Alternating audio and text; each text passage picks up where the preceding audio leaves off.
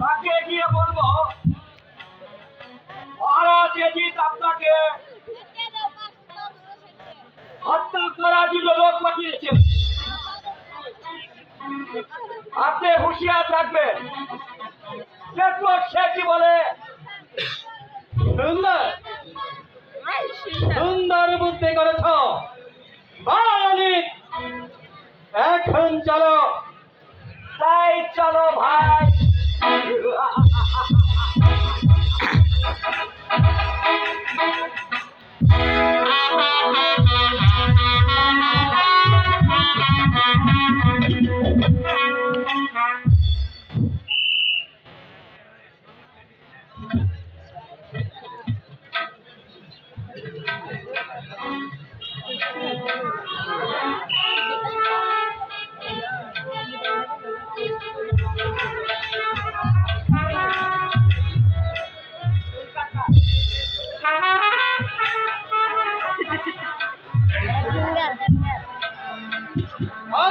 মঙ্গল হোক।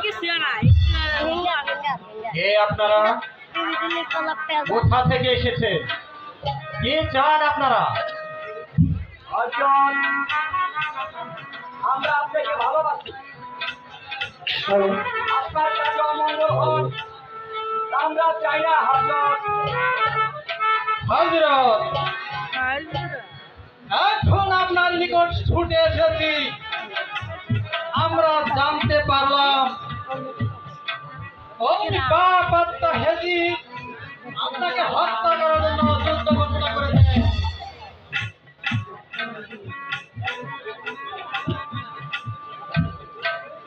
বন্ধুগণ, আমি জানি আপনারা আমাকে ভালোবাসেন, আর ভালোবাসেন বলেই আমার কাছে ছুটে এসেছে। আমাকে সংবাদ দিতে। কিন্তু বন্ধুগণ, আপনারা চিন্তা করবেন না। এই মদিনায় থাকাকালীন ওই রকম শত শত মারওয়ান ওলীদ আসলেও আমাকে মারতে পারবেন না। ছোটবেলায় আমার মাতামহ বলেছে আমার মৃত্যু একমাত্র ওই দস্ত কারবালায়। আপনারা নিশ্চিন্ত থাকে। আমরা তো আসি হযরত। আল্লাহ তাআলার সহায় হোক। আল্লাহ আপনাদের সহায় হোক।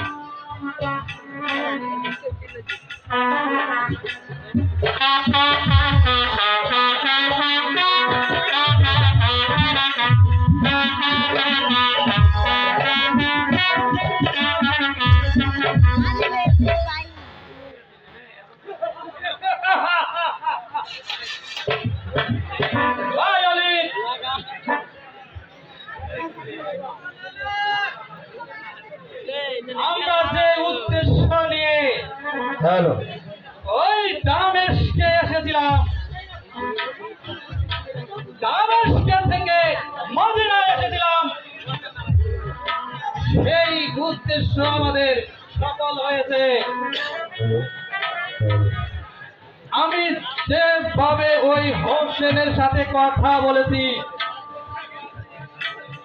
তাদের তার অন্তরে ভয়ের সঞ্চয় এসেছে।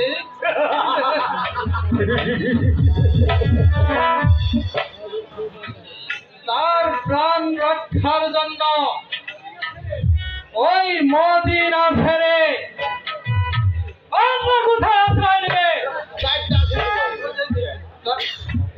তাই তার সুযোগে আমরা তাকে শেষ করে দেব।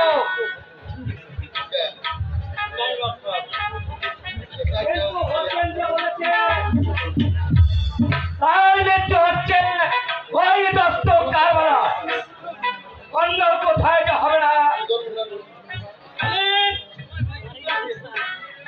হোসেন যখন রওজা ছেড়ে অন্য কোথাও যাবে, তখন দেখা যাবে